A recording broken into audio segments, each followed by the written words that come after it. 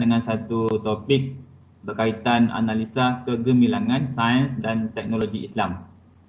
Yang mana kita akan cuba lihatlah dari skop sains dan teknologi itu bersumberkan kepada wahyu. Bermaksud sains dan teknologi Islam, apabila sesuatu ilmu itu dikaitkan dengan Islam, pastinya dia masih bersumberkan kepada wahyu. Jadi sebelum saya pergi lebih lanjut, siapa boleh beri huraian sikitlah apa itu wahyu? Wahyu tu apa dia?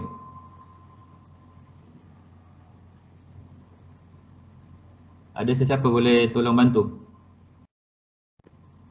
Apakah yang dikatakan wahyu?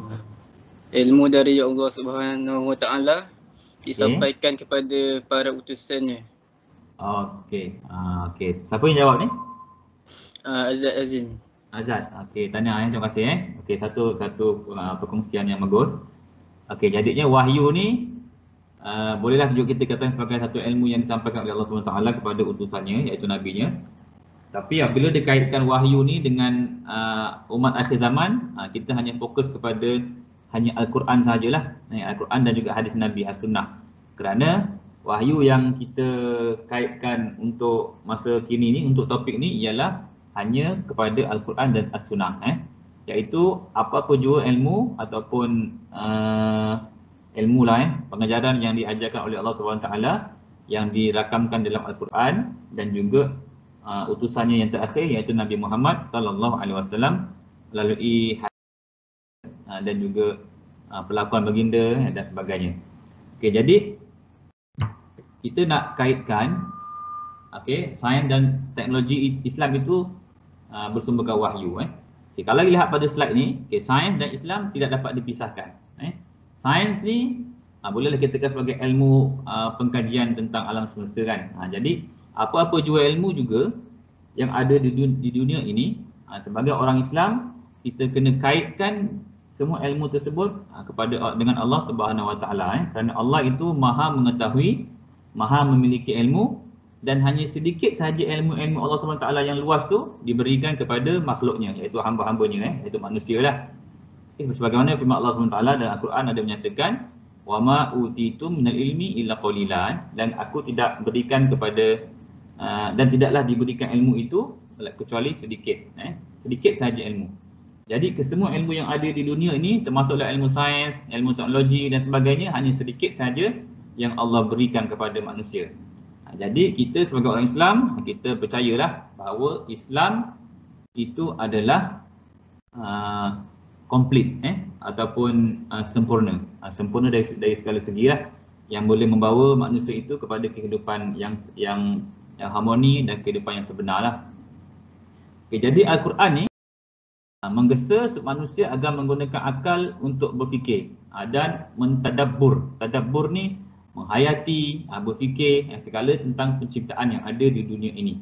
Banyak kalau kita lihat dalam ayat-ayat Al-Quran, kalau semua yang rajin baca mesti akan terbaca perkataan afala ya'qilun, kan? Tidakkah mereka itu berfikir? Afala tatafakkarun, tidakkah kamu berfikir? Banyak ayat-ayat yang Allah suruh manusia ni berfikir. Kenapa suka berfikir? Kenapa disuruh untuk berfikir? Kerana hanya dengan berfikir sahaja manusia akan dapat mengetahui kebenarannya. Terutama lagi apabila berkaitan dengan sains dan teknologi. Kena banyak buat kajian, kena banyak berfikir dan sebagainya. Jadi Allah SWT ni memuliakan orang yang suka mengkaji alam semesta, penciptaan, sehingga kan Allah menggelarkan mereka ni di dalam Al-Quran dengan perkataan ulul albab, iaitu orang-orang yang mempunyai fikiran-fikiran, yang berfikir-fikir tentang penciptaan yang akhirnya mengembalikan kepada Allah Subhanahu Wa Taala. Kalau tengok pada firman Allah SWT ni dalam surah Al-Imran, bermaksud sesungguhnya pada kejadian langit dan bumi, pada pertukaran malam dan siang ada tanda-tanda. Tanda-tanda apa? Tanda-tanda kekuasaan, kebijaksanaan, keluasan rahmat Allah bagi orang yang berakal. Orang yang berakal sahaja akan dapat mengetahui bahawa Allah tu maha kuasa, maha bijaksana, maha luas rahmatnya. Orang yang tidak berakal, dia tak berakal, dia tak boleh fikir lah. Orang yang tak berakal ni kira orang gila lah. Dia tak boleh menggunakan akal dengan yang sebaiknya. Iaitulah mereka itu menyebut mengingati Allah, sama ada baring, sama ada mereka itu diri, duduk dan baring. Mereka memikirkan tentang kejadian langit dan bumi sambil berkata, wahai Tuhan kami, tidaklah engkau menjadikan benda-benda ni sia-sia. Maha suci engkau, maka peliharalah kami dari azab api neraka. Jadi ini contoh dalam ayat Quran, banyak lagi ayat-ayat lain. Ini sebagai contohlah yang mana Allah meminta supaya manusia ni berfikir tentang kejadian-kejadian yang ada di dunia ini. Sama ada kejadian tu atau penciptaan di atas muka bumi ataupun di langit ataupun di alam semesta. Okey, semua tu diminta untuk berfikir, untuk mengembalikan bahawa sebenarnya Allah itulah Maha berkuasa, bijaksana dan luas rahmatnya. Okay, jadi kita hari ni nak kaitkan bahawa sains dan teknologi itu adalah bersumberkan wahyu. Kita nak kaitkan agama kita, agama Islam dengan sains dan teknologi, dan ramai saintis-saintis ataupun pakar-pakar sains dan teknologi yang beragama Islam ni, mereka itu adalah bersumberkan, mengambil inspirasi atau sumber daripada Al-Quran. Okey, di sini ada dinyatakan peranan wahyu. Apa itu peranan wahyu atau peranan Al-Quran As-Sunnah? Yang mana wahyu dan Al-Quran dan As-Sunnah ini memainkan peranan untuk menjadikan sains dan teknologi itu gemilanglah, berasaskan kepada agama Islam. Yang pertama, wahyu itu iaitu Al-Quran dan As-Sunnah adalah sebagai sumber ilmu sains dan teknologi. Ilmu sains dan teknologi. Sebenarnya Al-Quran dan As-Sunnah itu bukan saja sumber berkaitan akidah, cara penyembahan kita, cara etikot pegangan kita, akhlak dan sebagainya. Tapi Al-Quran dan Sunnah juga sebagai sumber ilmu sains dan teknologi. Yang mana Nabi Muhammad SAW ada bersabda yang bermaksud ada dua perkara kalau kita semua berpegang dengan keduanya, maka tidak akan sesat. Iaitulah Al-Quran dan As-Sunnah. Okey, kalau kita lihat Al-Quran dan As-Sunnah ni tidak semata-mata bercerita tentang akidah macam saya nyatakan tadi. Terdapat juga dalamnya berkaitan ayat-ayat kauniyah. Kauniyah ni ayat-ayat berkaitan penciptaan, tentang langit. Berapa banyak dalam Al-Quran disebut tentang langit? As-sama, langit. Al-ardi, bumi. Lepas tu apa lagi Allah sebut tentang at-tair, burung. Banyak Allah sebut berfikir tentang kejadian-kejadian. Unta pun ada, lembu pun ada. Semua Allah sebut dalam Al-Quran supaya berfikir.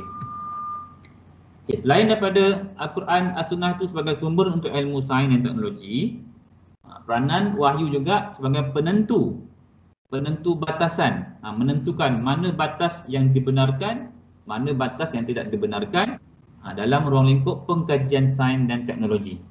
Jadi Islam telah menetapkan, meletakkan garis panduan mana bahagian yang boleh, mana bahagian yang tak boleh. Kerana Allah SWT ada pernah berfirman yang bermaksud dalam surah Al-Furqan ni, ayat pertama, Maha suci Allah yang telah menurunkan Al-Furqan. Al-Furqan tu pun bermaksud pembeza. Al-Furqan bermaksud pembeza atau pemisah. Kalau ditanya apa nama lain bagi Al-Quran, nama lain bagi Al-Quran adalah Al-Furqan, iaitu pembeza. Membezakan mana yang hak, mana yang batil, mana yang betul, mana yang salah, mana yang dibolehkan, mana yang tidak dibolehkan. Jadi dalam sains dan teknologi juga Islam dah gariskan melalui Al-Quran mana bahagian yang kita boleh kaji, mana bahagian yang kita tak boleh kaji. Tidak semua perkara kita boleh kaji atau kita dapat jawapannya dengan logik. Ada juga perkara-perkara dalam agama kita ni yang tidak boleh dikaji tapi ianya adalah benar. Banyak contohnya macam kalau kita pernah dengar cerita macam mana Nabi Muhammad SAW tu naik ke atas Arash kan, jumpa Allah SWT pada peristiwa Isra' dan Mi'raj dalam satu malam. Macam mana tu? Kalau ikut sains, logik ke Nabi Muhammad boleh sampai daripada Mekah pergi ke Baitul Maqdis, Palestin, betul naik atas pula Sidratul Muntaha, jumpa Allah, betul patah balik semula, subuh-subuh dah ada kat Mekah balik. Satu malam jalan. Kalau ikut sains, pelik. Tapi itulah di agama Islam, kita hanya bukan semata-mata berasaskan logik, tapi kita ada lain pula. Okey, itu yang kedua, iaitu peranan wahyu menentukan batasan yang boleh dan mana yang tak boleh. Kemudian wahyu juga sebagai pemangkin kepada ilmu sains dan teknologi.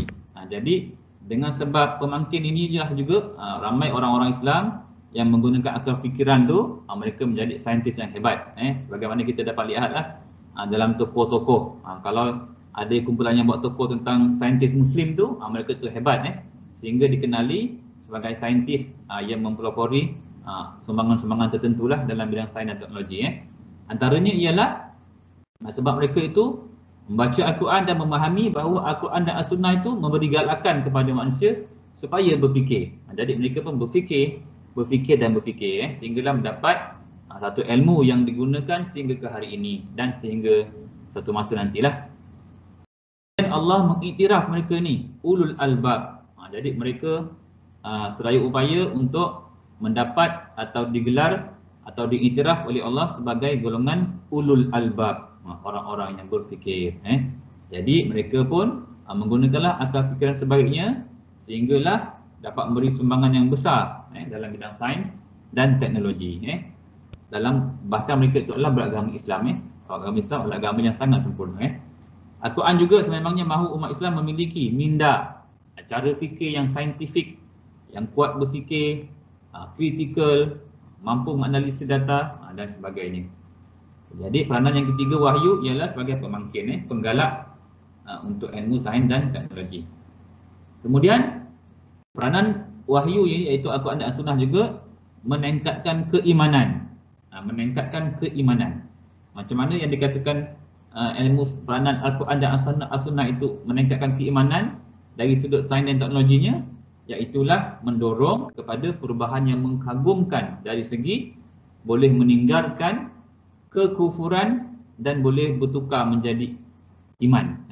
Contohnya kalau kita lihat ramai daripada tokoh-tokoh saintis yang asalnya bukan beragama Islam, tapi dengan sebab niat mereka itu yang betul, yang ikhlas, semata-mata nak tahu mana yang betul, mana yang salah, akhirnya dengan kajian mereka itu mereka mendapat hidayah.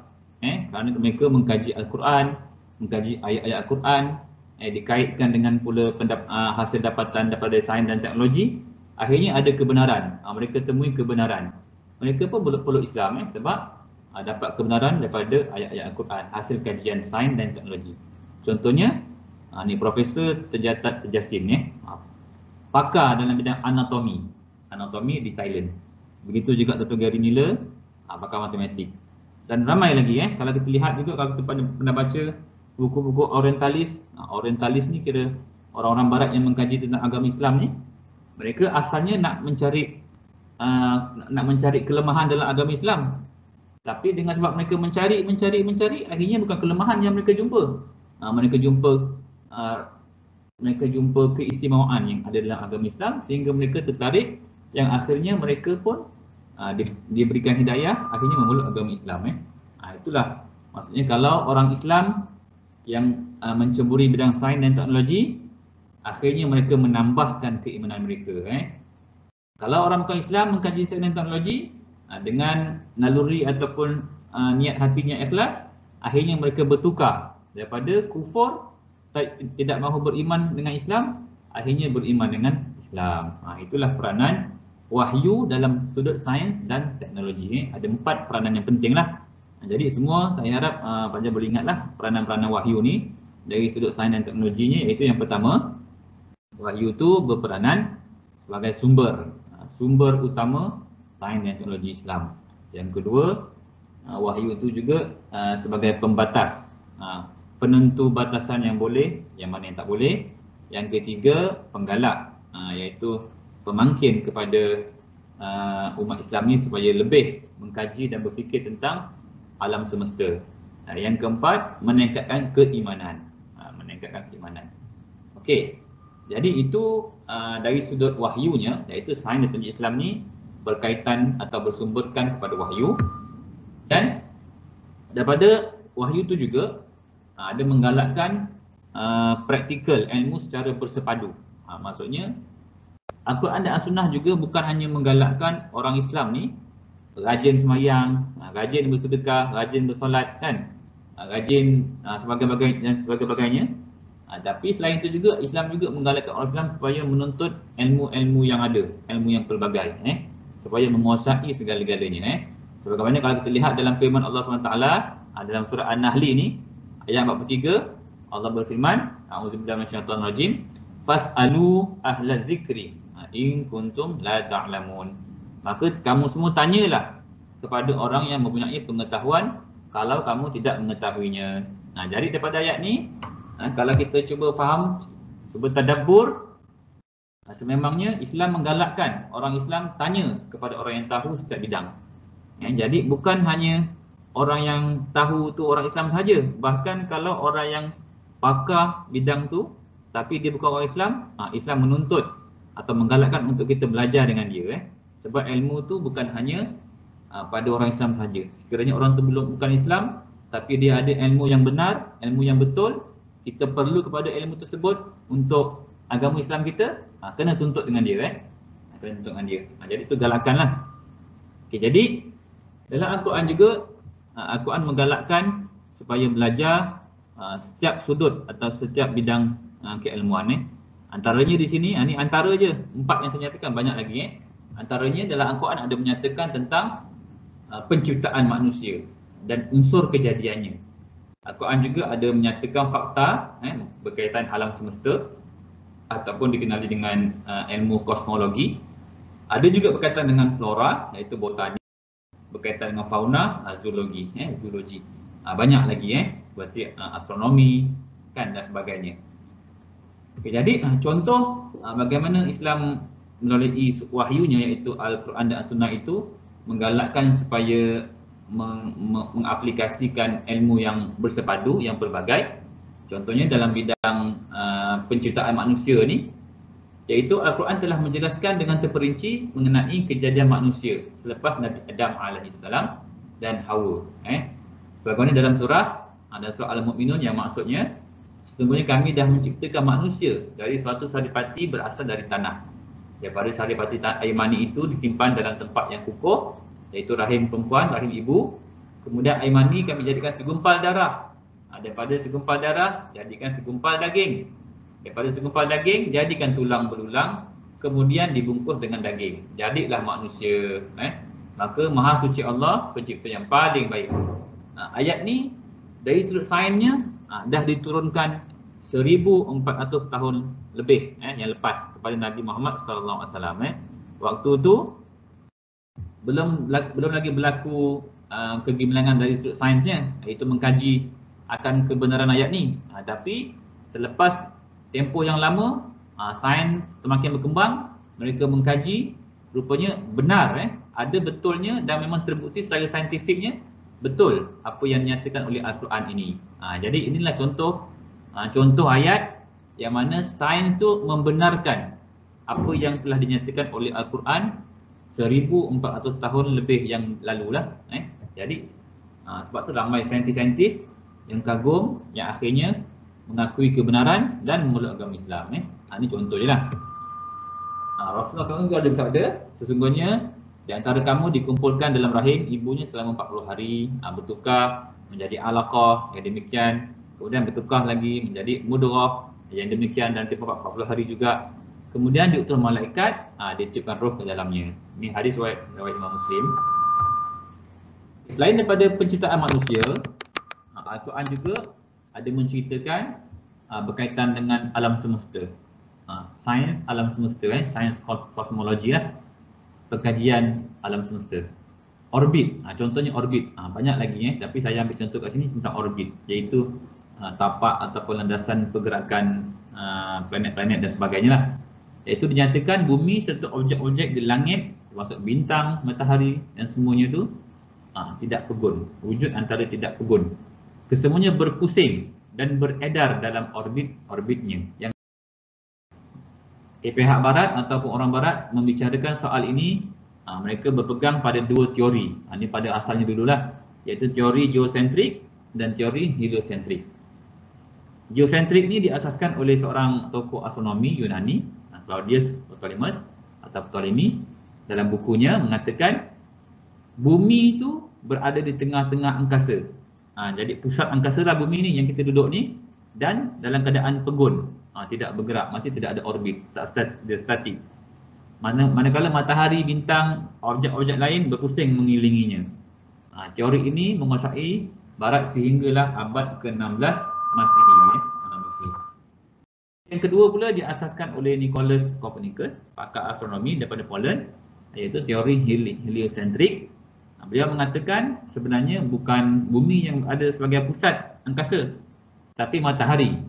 Teori ini mengatakan matahari sebagai pusat berada di tengah-tengah angkasa dan dalam keadaan pegun, tidak bergerak. Manakala objek lain berpusing mengelilingi matahari. Sedangkan isu ni ataupun berkaitan orbit ni, Al-Quran sendiri telah menyatakan, telah bercerita tentang orbit ni. Antaranya ialah dalam surah apa ni? Dalam surah Al-Quran. Dan dialah yang menciptakan malam dan siang, matahari dan bulan, kesemuanya beredar dalam falaknya. Al-Quran menyatakan kesemua itu beredar dalam falaknya. Bermaksud maknanya semuanya itu bergerak lah, beredar. Kalau tak bergerak, tak namakan beredar. Tapi Al-Quran menyatakan bergerak, beredar dalam falaknya atau dalam garisan landasan masing-masing lah. Dalam Al-Quran juga dalam surah Yasin ada menyatakan yang bermaksud dan matahari beredar ke tempat tujuannya. Bermaksud matahari itu pun tidak pegun. Dia tak statik. Matahari pun bergerak. Kalau dinyatakan matahari sebagai pusat alam semesta, semua berpusing mengelilinginya, matahari itu sendiri pun bergerak. Jadi bergerak ke mana matahari? Itu satu persoalan. Matahari pun bergerak. Demikianlah yang ditentukan oleh Allah yang Maha Perkasa. Dalam Al-Quran juga, kalau semua pernah baca, ada dinyatakan antara ayatnya iaitu A'udzubillah minasyaitonir rajim wa kullun fi falakin yasbahun, dan wa kullun, dan semuanya fi falakin berada di atas orbitnya, yasbahun, berenang-renang. Kesemua tu berenang-renang. Apa maksud berenang? Kalau berenang ni, kalau kita pada fahaman kita, berenang tu bergerak lah, dalam air bergerak. Jadi perkataan berenang tu sebagai kiasan sahaja, iaitu adanya pergerakan. Matahari bergerak, bumi bergerak, bulan bergerak, semua yang ada bergerak. Mereka bergerak sendiri di orbit masing-masing dengan kekuasaan dan aturan Allah Subhanahu Wa Taala. Itu contoh. Contoh bahawa adanya kesepaduan ilmu yang pelbagai di dalam Al-Quran. Ini contoh yang lain. Itu dari aspek flora atau botani, iaitu berkaitan korma. Dalam Al-Quran juga ada berkaitan buah tin. Dalam surah Al-Zaitun kan, surah tu. Wattini wazaitun, buah tin, buah zaitun, ini buah korma. Dalam hadis Nabi pun ada menyatakan, bila kamu berbuka puasa, bukalah dengan korma, kerana korma itu berkat. Korma itu berkat. Kalau tak jumpa korma, bukalah dengan air, kerana air menyucikan. Jadi disebut korma. Kenapa Nabi sebut korma? Rupa-rupanya orang Islam dan juga orang bukan Islam mengkaji, rupa-rupanya korma yang disarankan tu memiliki zat yang sangat diperlukan oleh tubuh lah. Sangat diperlukan oleh tubuh. Antaranya memiliki zat gula yang paling kaya, yang sangat sesuai ideal untuk tubuh manusia. Ada berkadar tinggi, ada juga glukosa, fruktosa, lemak, protein, vitamin dan sebagainya. Jadi rupanya apa yang Al-Quran sebut tu semuanya tu ada hikmah dan juga ada keistimewaannya, dan dibuktikan dengan sains dan teknologi. Jadi orang Islam pun mengkajilah. Ini contoh dia. Kelebihan berkorma menyatakan keistimewaannya. Mudah hadam dan sebagainya. Selain daripada penciptaan manusia, tentang pengkajian alam semesta, tentang botani, tentang zoologi pun ada juga, tentang haiwan, binatang dan sebagainya. Contoh di sini saya bawakan contoh lebah. Ada juga berkaitan tentang semut, dalam Quran, semut, lebah, unta, burung, banyak. Kenapa disebut lebah? Ini contoh je lah. Allah SWT ada berfirman dalam surah An-Nahli. Nama surah pun dah nama surah An-Nahli. An-Nahli itu maksudnya lebah. Surah lebah. Yang bererti, dan Tuhanmu mewahyukan kepada lebah, buatlah sarang-sarang di bukit, di pohon-pohon kayu, di tempat-tempat yang dibuat oleh manusia. Lebah. Jadi orang pun mengkaji lah. Orang Islam, saintis yang suka berfikir ni, Muslim yang suka berfikir, yang akhirnya menjadi saintis ni, berfikir. Kenapa lebah? Jadi mereka mengkaji lebah. Rupanya kaji-kaji lebah merupakan satu-satunya serangga yang boleh menyimpan sari bunga sebagai bahan makanan. Ni lebah beri sumbangan yang penting dalam pendembungaan. Kemudian lebah juga ada sistem kemasyarakatan yang kuat, mantap. Manusia pun tak boleh lawan. Dikatakan lebah ni untuk memperolehi setitis madu, dia kena pergi cari ke 1000 bunga. Dapat titis madu je lebah tu. Jadi dikatakan, dikaji juga rupanya lebah tu boleh terbang selaju 65 km sejam kalau tak ada saripati ataupun tak ada madu lah.